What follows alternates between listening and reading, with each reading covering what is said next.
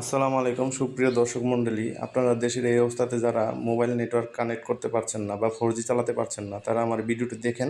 আশা করি আপনার সমস্যার সমাধান হয়ে যাবে। তো ভিডিও প্রথমে আপনারা আপনাদের মোবাইলের সেটিংসে যাবেন।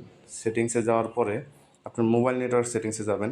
এখান থেকে আপনি যে সিম দিয়ে নেট চালাতেছেন ওই সিমের অপশনে ঢুকবেন। ঢোকার পরে আপনি এখানে দেখবেন প্রিফারেড নেটওয়ার্ক টাইপ আছে। এই প্রিফারেড নেটওয়ার্ক টাইপে গিয়ে 2G অনলি করে দেবেন। 2G অনলি করে দেবেন। 2G অনলি করার পরে আপনার মোবাইল ডাটাটা অন করে দেবেন। অন করার পরে 15 সেকেন্ড ওয়েট করবেন।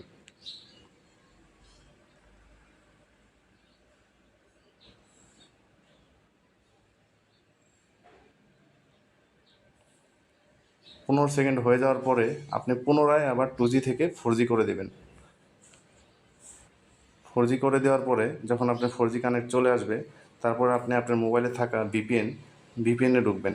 যেমন আমার এখানে আছে একটা ভিপিএন, সুপার ভিপিএন। আমি এখানে ঢোকার পরে কানেক্ট অপশনে গিয়ে কানেক্ট করে দেবেন।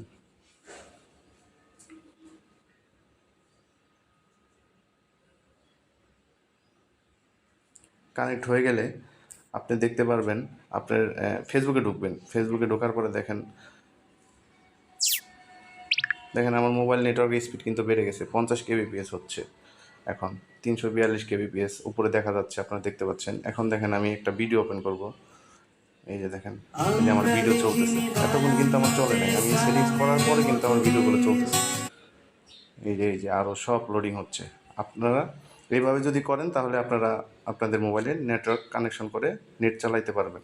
তো যদি আপনাদের ভিডিওটা ভালো লাগে, অবশ্যই আমার ভিডিওটা শেয়ার করে দেবেন। আর যদি মানুষের উপকারে লাগে তাহলে অবশ্যই আমার ভিডিওটা শেয়ার করবেন। আসসালামু আলাইকুম।